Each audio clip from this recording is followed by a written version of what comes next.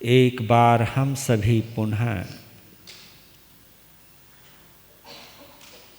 अपने अपने सौभाग्य की सराहना और अनुमोदना करें कि धन्यवाद पुण्यवानी, जिसने हमको जिनवानी दी।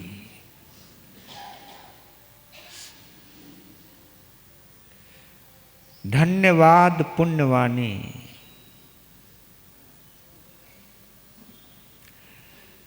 हमको जीव अजीव को समझने वाला कुल खानदान परंपरा दी।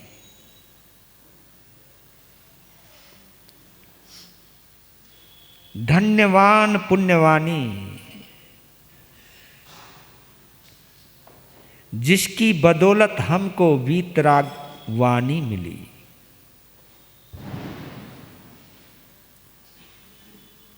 धन्यवान पुण्यवानी,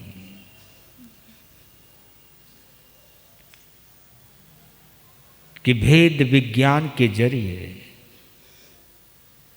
मुझे आत्मा तक पहुंचने की राह मिली। मुक्ति पथ बाद में मिलता है, पहले आत्म पथ मिलना चाहिए। आत्म पथ के बिना मुक्ति पथ की कोई कल्पना हो ही नहीं सकती। ये जो आगम है, इसका सबसे पहला उपयोग हमको आत्म पथ के लिए करना चाहिए, आत्मा के ज्ञान के लिए करना चाहिए।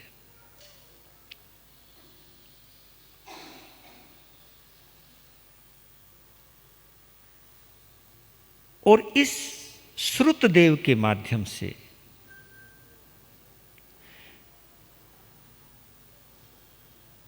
देखिए, आज हमारा ये शायद 25वां दिन या 26वां दिन है। हाँ, कल 27 दिन हो जाएंगे। इन दिनों में इस आगम के माध्यम से अच्छा कोई जीवन का ऐसा पहलू बचा जिसके बारे में हमको सोचने का वक्त ना मिला हो? हर पहलू से, हर पहलू को जिया है हमने। इससे बड़ी कोई मार्गदर्शिका या गाइड नहीं हो सकती। इसलिए ये एक ऐसा पवित्र आगम है जो हमारे हाथ में रहना चाहिए। क्योंकि कहते हैं किसी अटवी में अगर हम भटक जाएं या किसी गुफा में हम घुस जाएं तो उस वक्त हमको किसी टॉर्च की, किसी दीपक की जरूरत पड़ती है आगे का रास्ता देखने के लिए। तो ये हमारे लिए बैटरी का काम करती है, हमारे लिए दीपक का काम करती है।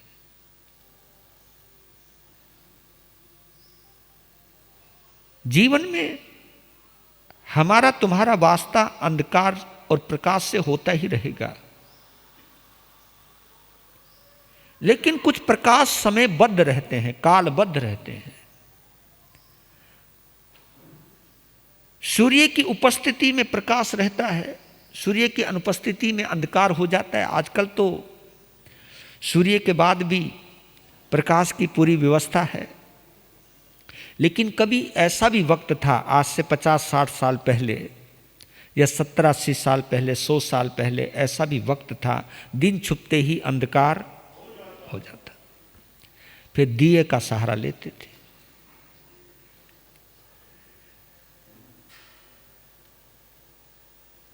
तो उस वक्त ऐसा समय था, दिन छुपते ही सब कुछ थम जाता था। आजकल तो 24 घंटे काम चल रहा है, 24 घंटे।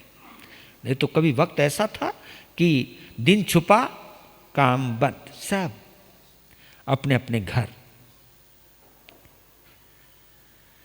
लीजिए, आज 35वां अध्ययन बड़ा गजब का है। वो हम लोगों के लिए आईना है।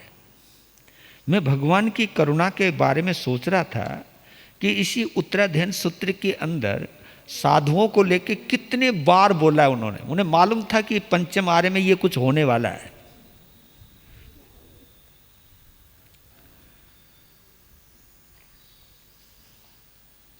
कुछ विषयों की वजह से, कुछ कषायों की वजह से मेरा साधु समाज भटकने वाला है। पूरी व्यवस्था दी, तभी तो ये अंतिम देशना है।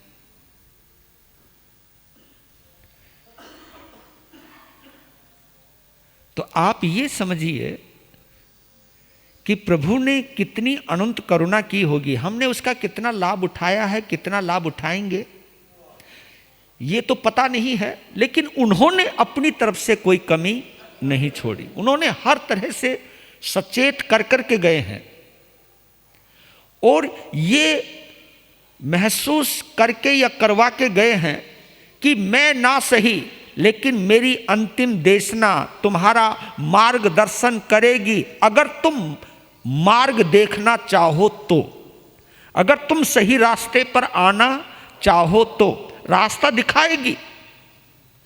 इसलिए मैं उनकी अनंत करुणा को नमन करता हूं। नहीं तो मैं इन दिनों के अंदर, मतलब ये जो मेरे संवत्सरी के बाद 1.25 महीना 1.5 महीने का समय होता था, उसमें मैं हरिश्चंद्र की कथा सुनाया करता था। लेकिन मैं इसको लेकर के इतना उत्साहित हुआ कि कहा कि अगर तू जैन संत है, अगर तू मानवीय संवंदनाओं से जुड़ा हुआ संत है, अगर तू महावीर को लोगों तक पहुंचाना चाहता है, अगर महावीर की वाणी को लोगों के हाथ में थमाना चाहता है, एक ऐसा दीप जो उनके हाथ में देना चाहता है, तो उत्तराध्ययन की साधना कर और करवा। इसलिए कुछ मुझे अपना कर्तव्य का बोध हुआ कि तुम इसी वजह से ही बने हो, इसीलिए बने हो। महावीर से जुड़ और महावीर से जोड़, ताकि मेरी में और आप लोगों की मानसिकता में उदारता आ सके। उदारता यानी पवित्रता आ सके, क्योंकि उदारता और पवित्रता में कोई भेद नहीं है। कट्टरता और गंदगी में कोई फर्क नहीं है। रिपीट कर रहा हूं, उदारता और पवित्रता में कोई भेद नहीं है, कोई फर्क नहीं है। उदारता कहिए, पवित्रता कहिए, बात एक ही है। और कट्टरता कहिए और गंदगी कहिए, बात एक ही है।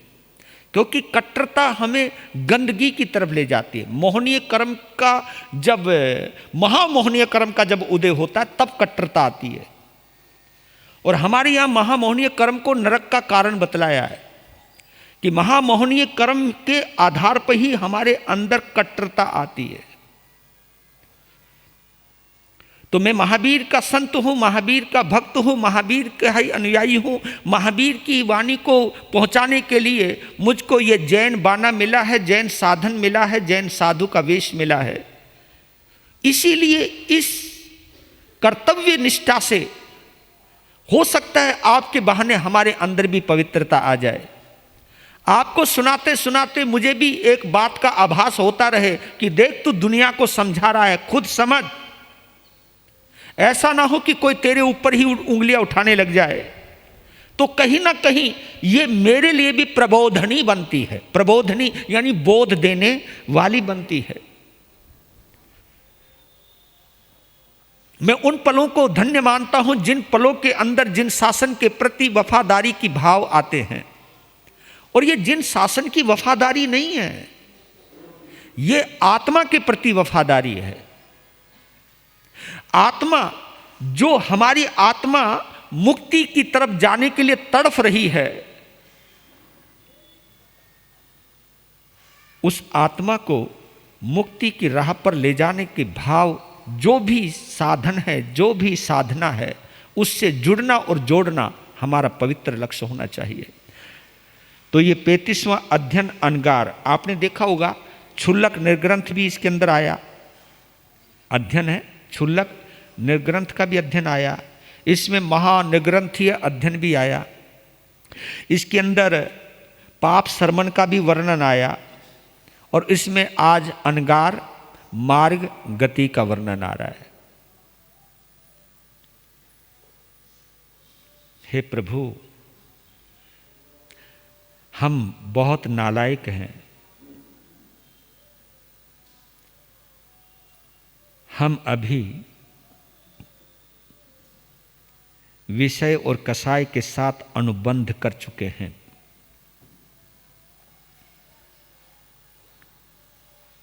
जिसकी वजह से आप तो हमें अमृत देना चाहते हैं, लेकिन हम खुद ही अमृत को ठुकरा रहे हैं। लगता है कि अभी हमारा संसार भ्रमण शेष है, अभी 84 लाख जीवा योनियों में भटकना शायद हमारी नियति में लिखा हुआ है। इस वजह से हे प्रभु, आपकी बात हमारे पल्ले नहीं पड़ रही। होता है ना, मैंने एक दिन बोला था, जब किसी को लवेरिया हो जाता तो किसी की बात पल्ले नहीं पड़ती। तो यही चीज़ यहाँ पर है, जब हमारे अंदर मोहनीय कर्म का प्रभाव हो जाता है, तब हमें भगवान की वाणी भी पल्ले नहीं पड़ती। वैसे हम कहते हैं ये हमारा बाप है, हाँ ये हमारा पिता है, ये हमारा परम गुरु है, वैसे तो हम बोलते रहते ये हमारा परम गुरु है, लेकिन जब परम गुरु की बात मानने की बात आती है, उन्होंने कहा जी मानने में बात फर्क है जी, बस हम तुम्हें मानते ये कम है। हाँ? ये भी एहसान जता रहे कि हम तुम्हें अपना माई बाप मानते ये कम है। जरूरी कोई है कि आपकी बात हम माने, बस हम ही मानते आपको। आपकी बात मानने को हम बाध्य नहीं, लेकिन हाँ आपको मानने के लिए हम तैयार हैं। हम आपको तो मानेंगे, आपको मानेंगे, आपकी नहीं मानेंगे। इसी मेथड के ऊपर चल रहा है ये शासन। इसलिए मैं कभी कभी सोचता हूं, 40 करोड़ से शुरू हुए थे हम और 40 लाख पर आ गए। इसी मेथड के आधार पे आपको मानेंगे, आपकी नहीं मानेंगे। यही वजह है जो हमको 40 लाख तक ले आया। और जब इसका एंड होगा इस आरे का, तो 4 जने ही रह जाएंगे भाई। ये तुम्हें 22 तारीख को बताऊंगा। 4 जने ही रह जाएंगे जब इस पंचम आरे का, एक ही श्रावक रहेगा, एक ही श्राविका रहेगी, एक ही साधु रहेगा, एक ही साध्वी रहेगी। और बताऊं आपको, ये उत्तराध्ययन सूत्र भी गायब।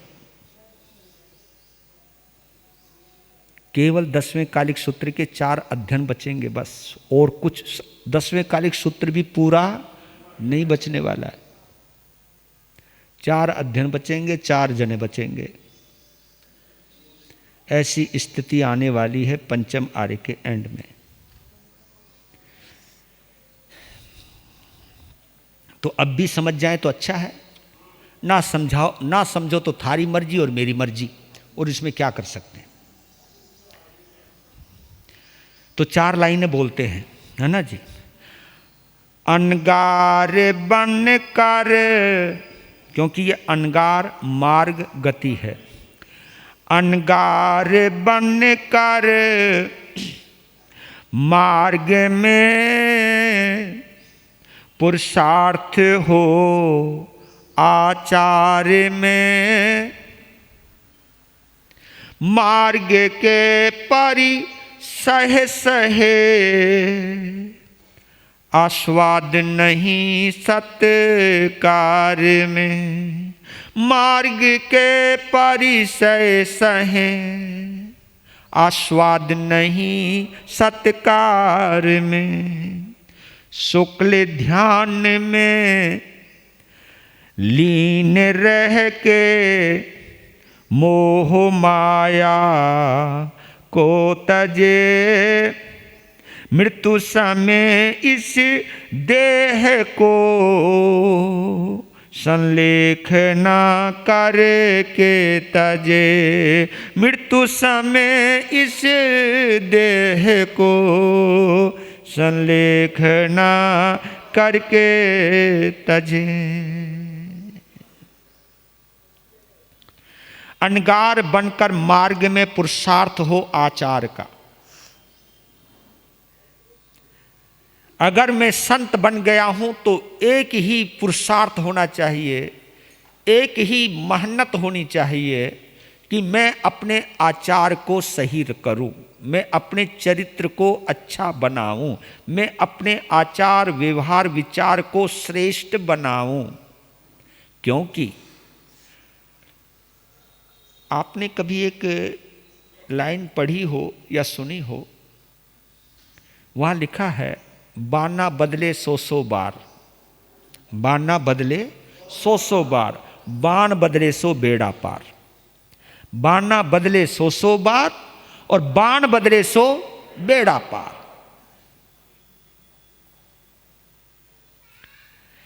एक शायर ने भी एक शब्द शेर बोला है, मिजाजी इश्क के बदले, मिजाजी इश्क के बदले हकीकी इश्क हो जाता, मिजाजी इश्क के बदले हकीकी इश्क हो जाता, ना पड़ती नाव चक्कर में तो बेड़ा पार हो जाता, ना पड़ती नाव चक्कर में तो बेड़ा पार हो जाता। तो अगर ये बाना हम हजारों बार बदल ले, हजारों बार, और लिखा हुआ है पता नहीं कितने बार ये बाना बदला हुआ है, हमने लिखा हुआ शास्त्रों में इतने बार बदला हुआ है कि सुमेरु पर्वत के जितने भी ढेर लगे होंगे, इतने बार बदला ये बाना, लेकिन बाण नहीं बदली। बाण यानी आदत, आदत नहीं बदली। तो बाना बदलने से क्या लाभ? अगर बाण नहीं बदल रहे हैं, अपना स्वभाव नहीं बदल रहे हैं, अपनी आदत नहीं बदल रहे हैं, अपना आचार नहीं बदल रहे हैं, क्योंकि इस कपड़े की कोई बहुत बड़ी ताकत नहीं है। इस कपड़े को साधु का बाना भी बनाया जा सकता है और इसी कपड़े से तुम्हारा पजामा भी बनाया जा सकता है, कुर्ता पजामा भी इसी कपड़े से बन जाता है। कपड़ा कपड़ा ही तो है। ये तो केवल एक ड्रेस कोड है और कुछ नहीं है। जैसे हर विद्यालय का अपना अपनी एक ड्रेस कोड होती है, और ड्रेस कोड इसलिए बनाई गई है ताकि ये पता लग जाए कि ये विद्यार्थी इस स्कूल का है। और इसी प्रकार मिलिट्री की भी यूनिफॉर्म है, पुलिस की भी यूनिफॉर्म है, जज की भी यूनिफॉर्म है, डॉक्टर की भी यूनिफॉर्म है, आप श्रावकों की भी यूनिफॉर्म है, हमारी भी यूनिफॉर्म है। ये तो एक यूनिफॉर्म है, एक ड्रेस है, इसको ड्रेस कोड कहते हैं। तुम्हारे को रोज चेंज करवाते रहते हैं ड्रेस कोड, हमारे पास तो ये लफड़ा ही नहीं है, क्योंकि तुम्हारी अलमारियां भरी हुई हैं कई ड्रेसों से, हमारी तो एक ही ड्रेस है। लेकिन देखो दुर्भाग्य कितना है, एक ही ड्रेस होकर के भी अभी एक नहीं हो पाए हम, एक ड्रेस होते हुए भी हम एक नहीं हो पाए। ये मिथ्यात्व का प्रभाव है, ये मोहनीय कर्म का प्रभाव है कि एक ड्रेस होते हुए भी हम एक नहीं हो पाए। दिगंबर परंपरा में भी वहाँ तो कोई ड्रेस ही नहीं है, वो हैं ही दिगंबर। वहाँ तो कहा ही गया है दिशा ही मेरी अंबर है, दिशा ही मेरा वस्त्र है। उन्होंने तो दिशा को ही स्वीकार किया है। लेकिन क्या करें, हमने कपड़े तो उतार दिए, लेकिन आत्मा के ऊपर जो कसायों के और कर्मों के कपड़े पहना रखे हैं वो अभी तक हमने नहीं उतारे। ना हम दिगंबर बन पाए, ना हम श्वेतांबर बन पाए। श्वेतांबर कहते हैं धवलता, क्योंकि श्वेतांबर श्वेत को कहते हैं, सफेद को कहते हैं, और सफेद धवलता का प्रतीक है, और धवलता शांतता का प्रतीक है, धवलता पवित्रता का प्रतीक है। तो ये तो सोचने वाली बात है कि बाहर से तो हम दिगंबर भी हैं, बाहर से हम श्वेतांबर भी हैं, लेकिन अंदर से ना हम दिगंबर हैं, ना अंदर से हम श्वेतांबर हैं, ना अंदर से हम पवित्र हो पाए हैं, ना अंदर के हम वस्त्र उतार पाए हैं। यही हमारी सबसे बड़ी विडंबना है। तो अनगार बनकर मार्ग में, पुरुषार्थ हो आचार में। पुरुषार्थ आचार में करना चाहिए, यानी हर पल हमें सजग रहना चाहिए, हर पल ये भान, ये ज्ञान, ये बोध रहना चाहिए, तू साधु है, तू साधु है। ये बोध बार बार होता रहे तो हो सकता है संत होते हुए भी हमसे गलतियां हो जाएंगी, लेकिन एक बार ये बोध आ जाए कि तू साधु है, तो फिर वापिस इसी को ही तो हम प्रतिक्रमण कहते हैं। कि ऐसे तुम लोग भी सोच सकते हो कि हम श्रावक और श्राविका हैं, ये आप भी सोच सकते हो। अगर इतना भाव तुम्हारे अंदर आ जाए, तुम्हारा घर बदल जाए, इतने भाव हमारे अंदर आ जाएं तो हमारा संत समाज बदल जाए, लेकिन नहीं बदल पा रहा है, ये हो नहीं पा रहा है, क्योंकि इसमें लिखा है मार्ग के परिशेष हैं। मार्ग में, इस जीवन को जीने में जितनी भी कष्ट आए उनको सहन करें, लेकिन साथ में एक चीज रख दी, आस्वाद नहीं सत्कार में, लेकिन सम्मान की इच्छा ना रखें। हमने एक दिन बोला था आपको कि हम इस उच्च क्रिया से सम्मान पाने की भी इच्छा करते हैं, कि हमें सम्मान मिले, हमें एक अपनी अलग पहचान मिले, लोगों के बीच में हम ये दिखा सके कि वो अलग है, हम अलग हैं, हम ऊंचे हैं, वो नीचे हैं। ये जो सम्मान पाने की भावना रहती है हमारे अंदर। एक संत ने कहा था कि महाराज बड़ी क्या समझते हो कि हमारी मुलाकात नहीं होती? मुलाकात होती है, कभी कभी दिल की बात भी होती है, और कभी कभी मुलाकात चुपचाप होती है। एक ने कहा था कि आप इतने बजकर इतने मिनट पर आना। मैंने कहा क्यों? क्योंकि उस समय हमारे समाज के श्रावक नहीं होंगे। क्योंकि क्यों?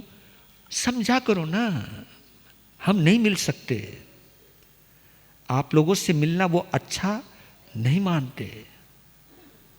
तो मालूम है हम ऐसे मिले थे जैसे कोई लड़का किसी और का और लड़की किसी और की, और चुपचाप जब कहीं पार्क में मिल रहे हो, है ना, चुपचाप, मतलब संत होते हुए भी हम ऐसे मिलते हैं। तो मन में कोई खोट है तभी मिलता होगा, क्योंकि श्रावकों का भी डर पैदा हो जाता है। श्रावक भी कह देते महाराज मिलना नहीं। कई साधु साधियां मिलना भी चाहते हैं, श्रावक नहीं मिलने देते। और कभी कभी कई श्रावक श्राविका भी मिलने चाहते हैं, साधु नहीं मिलने देते। अब भगवान जाने क्या हो रहा है, ये हो रहा है कुछ गड़बड़ी हो रहा है। हाँ बस, तो सत्कार पाने के लिए भावना नहीं रखें। और कहा कि सबसे बड़ी बात है शुक्ल ध्यान में लीन रहकर मोह माया को तजें। शुक्ल ध्यान आपने देखा होगा, कल आपने लेस्याओं का वर्णन सुना। शुक्ल लेस्या का भी है, शुक्ल ध्यान भी है, शुक्ल लेस्या भी है। क्योंकि शुक्ल ध्यान के लिए शुक्ल लेस्या जरूरी है। बिना शुक्ल लेस्या के शुक्ल ध्यान आ ही नहीं सकता। जब तक भाव पवित्र नहीं होंगे तो शुक्ल लेस्या ही नहीं होगी, तो शुक्ल ध्यान आएगा कहां से? तो बड़ा सुंदर कंपोजिशन है ये, बड़ा सुंदर कॉम्बिनेशन है ये, बड़ा गजब का काम किया है भगवान ने। क्योंकि एक तरफ भाषा समिति की बात चल रही है, एक तरफ वचन गुप्ती की बात चल रही है, एक तरफ शुक्ल ध्यान की बात चल रही है, एक तरफ शुक्ल लेस्या की बात चल रही है। तो आप ये देखिए एक सिस्टम है ये, और इस सिस्टम के लिए ये सारा का सारा सिस्टम जो बिठाया गया है प्रभु महावीर ने आत्मा को परमात्मा बनाने के लिए बैठाया गया है।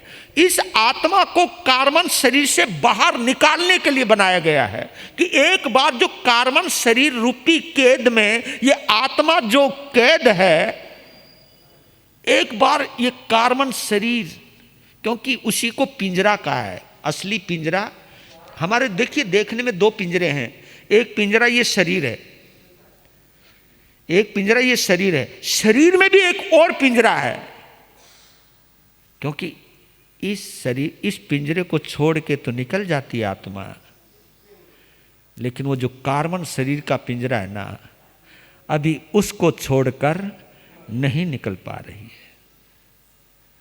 तो बाना बदले सौ बार, बाण बदले सो बेड़ा पार। इस शरीर को, औदारिक शरीर को, बेक्रिय शरीर को, मालूम है पता नहीं कितने बार स्वीकार किया होगा हमने, मालूम है आपको? ये बाना इस आत्मा ने पता नहीं कितने बार बदला है। बाना ही तो बदलता है ये आत्मा जब मरती है तो क्या करती है? बाना ही तो बदलती है। आप उस दृष्टि से भी ढूंढ सकते हो। मृत्यु करवाती क्या है? बाना परिवर्तित करवाती है, शरीर परिवर्तन करवाती है। और मृत्यु और किसी को कुछ नहीं कहते, क्योंकि ये हमारी आखिरी मृत्यु नहीं है, क्योंकि आखिरी मृत्यु तो निर्वाण है, निर्वाण कल्याणक, जो हम परसों, कल और परसों मनाने जा रहे हैं, वो निर्वाण कल्याणक है। वो है निर्वाण कल्याणक, अंतिम मृत्यु। उस मौत के बाद मौत नहीं आएगी। क्यों नहीं आएगी? क्योंकि उसके बाद जन्म नहीं होगा। जब जन्म ही नहीं होगा तो मृत्यु होने का सवाल ही पैदा नहीं होता। तो भगवान महावीर ने यह कहा है कि इस आत्मा को कार्बन शरीर के पिंजरे से मुक्त कराना है, नहीं तो हम आजीवन कैदी हैं इसके, है ना? आजीवन कारावास। आजीवन कारावास तो समझते होंगे आप। आजीवन कारावास इस आत्मा को दे रखा है हमने लगे। भगवान निकल गए इस जाल से, और हमको जाल से निकालने के लिए हमको ये अंतिम देशना दे करके गए हैं। तो उस जाल को काटने के लिए कहा कि शुक्ल ध्यान, शुक्ल ध्यान। और शुक्ल ध्यान बिना मैत्री भाव के आएगा नहीं। अच्छा, मोहनीय कर्म में कभी शुक्ल ध्यान आता है? शुक्ल ध्यान के लिए क्या लगता है? देखिए, मोहनीय कर्म के दो ध्यान है, आर्त ध्यान और ये किसके ध्यान है? मोहनीय कर्म।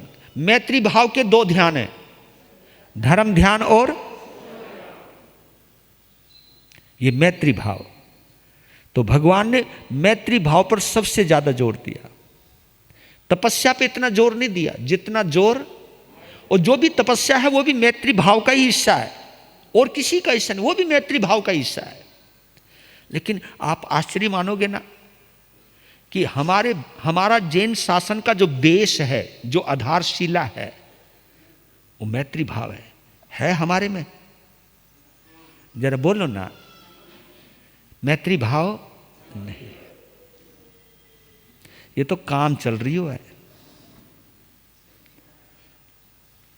बहुत अच्छा। वीर प्रभु के अंतिम वाणी सुन लो और सुना लो, जीवन धन्य बना लो, जीवन तीर्थंकर उपदिष्ट मार्ग को एक चित्त हो सुनना, करे आचरण जो प्रभु पथ का, मिटना जनना मरना, मुनि पद पाकर फिर ना उलझे, मुनि पद पाकर फिर ना उलझे, घर का राग भुला लो, जीवन धन्य बना लो, जीवन धन्य बना लो। क्योंकि ये अनगार मार्ग है, ये अनगार मार्ग है, आपका आगार मार्ग है। आप घर से बंधे हो, हम घर से अलग हैं। लेकिन देखो इस पंचम आर्य ने हमको कहाँ लाके पटका है। मैं देख रहा था इसी आगम में, हमारा जो स्थान हुआ करता था सुनसान जंगल, सुनसान जंगल या शमशान, या तो सुनसान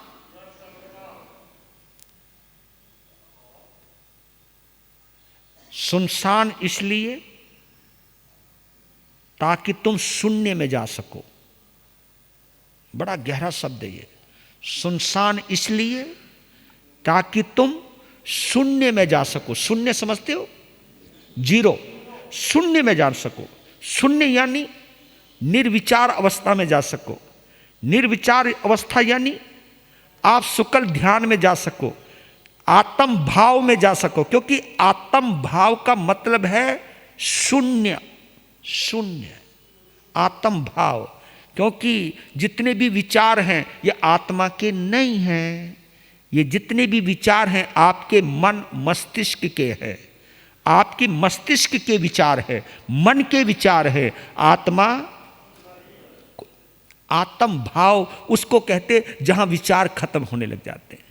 तो मैं सोचता कि जिन शासन में सुनसान में जाने को क्यों बोला, इसलिए बोला अब देखिए मैं यहां रहूंगा, तुम सबको देखूंगा, तुम्हारी क्रियाओं को देखूंगा, यार मैं भी तो विचारों से मुक्त नहीं हो पाऊंगा। यार ये क्या कर रहे हैं, ऐसा क्यों कर रहे हैं, ऐसा क्यों नहीं कर रहे हैं, है ना। कभी कभी हम भी हिसाब किताब लगाते हैं, यार वो नहीं आ रहा, वो प्रवचन सुनने नहीं आ रहा, यार सो टेंशन हमको। अरे नहीं आ रहा तो नहीं आ रहा, तुझे क्या मतलब है, जो आ रहा उसको सुना।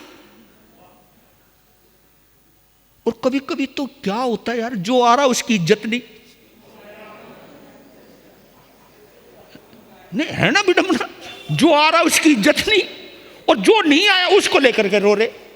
अबे नहीं आया उसको क्यों रो रहे तुम, जो आया उसका लो आनंद, उसका आनंद लीजिए। पर लेकिन करे क्या, ये उलझने इतनी उलझा देती है हम लोगों को कि हम इन उलझनों से बाहर नहीं हो पाते। और बताऊं आप लोगों को कि हम घर छोड़ करके भी घर से दूर नहीं हो पाते। क्योंकि हम संत लोग ये कह देते हैं कि उतने घर उस क्षेत्र में हमारे हैं, हमारे। वो तेरा भला हो, अपना घर छोड़ के आ गया यार, इससे अच्छा तो उसी घर में रह लेता। इतने घर हमारे। संप्रदाय के जो साधु साध्वी हैं हिसाब किताब लगाते, इतने घर हमारे, इतने घर श्रवण संघ के, इतने घर उसके, इतने घर उसके, इतने दिगंबर के, इतने मंदिर मार्गी के, इतने मूर्ति पूजक के। हर कमाल कर रहे कि भाई गजब हो रखा है, इतने घर उसके, इतने घर उसके। यार भगवान ने कहा तेरा घर एक ही है, सिद्धालय, इसके अलावा तेरा कोई घर नहीं है। लेकिन हमें बताओ सिद्धालय क्यों नहीं मिल रहा है, क्योंकि हम इन्हीं घरों में उलझ गए हैं। इन्हीं घरों में उलझने की वजह से हमें सिद्धालय का घर नहीं मिल रहा है। तो पहले यही, हम तो गोत्र गात्र का भी हिसाब लगाते रहते हैं, मेरे गोत्र वाले इतने हैं, मेरे ये हैं वो हैं। हम लोग भी बोल देते हैं हम तुम्हारे गोत्र भाई हैं। मतलब हर तरह से आपको अपने से जोड़ने का प्रयास करते हैं।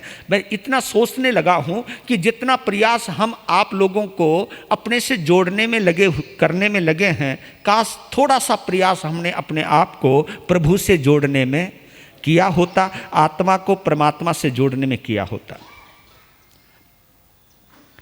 हिंसा झूठ चोरी कर्म की करे न मन से इच्छा, त्याग करे ए ब्रह्म पाप का लोभ न समझे अच्छा। मोक्ष लक्ष्य में संयमी साधक आत्महित को पालो,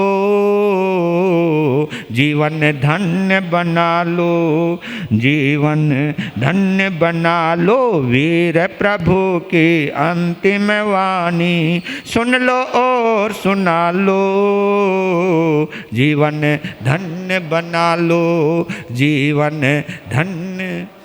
हम लोग कई और चीज करते हैं, आप लोगों को अपने से जोड़ने का और भी साधन अपनाते हैं। यहाँ पर भगवान ने साफ मना किया है, और भी जो भी हम मंदी तेजी बताते हैं, जो भी हम आपकी जन्म पत्रियां बनाते हैं, जो भी हम आपका भविष्य फल बताते हैं, है ना, आपको अपने से जोड़ने के चक्कर में हम भविष्य वक्ता बनने के ऊपर ज़्यादा जोर दे रहे हैं। हम संत साध्वी होकर के ज्योतिषी विद्या में ज़्यादा पड़ गए हैं, क्योंकि ये सोच करके हम चले गए हैं कि ये ज्योतिषी विद्या और ये भी जो भी ऊपर का जो बखेड़ा है उस सब से, क्योंकि आप लोग उसी से जुड़े हुए रहते हो। और आप लोग ये पूछते हो कभी किसी संत के पास आने से पहले, यार महाराज जी कुछ जानते भी हैं या नहीं। आपकी भाषा बोल रहा हूँ, ये मैं अपनी भाषा नहीं बोल रहा हूँ, ये तुम्हारी भाषा है कि महाराज जी कुछ जानते भी हैं। और तुम्हारे जानने का मतलब कुछ और नहीं है। हाँ, कुछ भविष्य फल बताते हैं, है ना, कुछ मंत्र मंत्र सा देवे हैं या नहीं देते हैं। अगर मैं आप लोगों को इसी मकसद के लिए जोड़ रहा हूँ तो मैं तो तुम्हें भी भटका रहा हूँ, मैं खुद भी भटक रहा हूँ। तो समय यही है। और भी व्याख्या बहुत है, क्योंकि समय आपका हो गया है। दिवाली, आज छोटी दिवाली है। अब मैं बहुत प्यार से आपको अपने से जुदा कर रहा हूँ। आप अपने अपने घर जाइए, क्योंकि त्योहार के दिन ज़्यादा इधर उधर उलझाता नहीं। पर लेकिन ये अनगार मार्ग, कई चीज़ें हैं। अगर समय होता तो ज़रूर बतलाता। समय आज ज़्यादा लग गया था, और इसलिए लग गया था क्योंकि हमने 36 अध्ययन की 106 गाथाएं भी पढ़ी, इस वजह से थोड़ा समय लग गया। क्योंकि वो 250 से ऊपर गाथाएं हैं 36वें अध्ययन में। एक दिन में अगर वो पढ़ता तो फिर तुम्हें उसका थोड़ी बहुत व्याख्या नहीं कर पाता था। उसका भी करेंगे, पर इसलिए आज यहीं विराम लेता हूँ। एक बार जिनको जाना है मंगल पाठ सुन लीजिए। नमो अरिहंतानम, नमो सिद्धानम, नमो आर्यानम, नमो वैज्ञानम, नमो लोये सव्य साउनम, चैता भारम वासम चकवट्टी मही डियो संति संति करे लोए पत्तो गई मनोतरम। श्री चत्तारि मंगलम अरिहंता मंगलम, सिद्धा मंगलम, साहू मंगलम, केवली पन्नतो धम्मो मंगलम। चत्तारि लोगुत्तमा अरिहंता लोगुत्तमा, सिद्धा लोगुत्तमा, साहू लोगुत्तमा, केवली पन्नतो धम्मो लोगुत्तमा। चत्तारि शरणं पवज्जामि अरिहंते शरणं पवज्जामि, सिद्धे शरणं पवज्जामि, साहू शरणं पवज्जामि, केवली पन्नतम धम्मम शरणं पवज्जामि। पहला शरणा अरिहंत जी का, दूसरा शरणा सिद्ध भगवान जी का, तीसरा शरणा साधु जी का, चौथा शरणा धर्म का। ये 4 शरणे दुख हरने, सुख करने, मंगल करने, आनंद करने।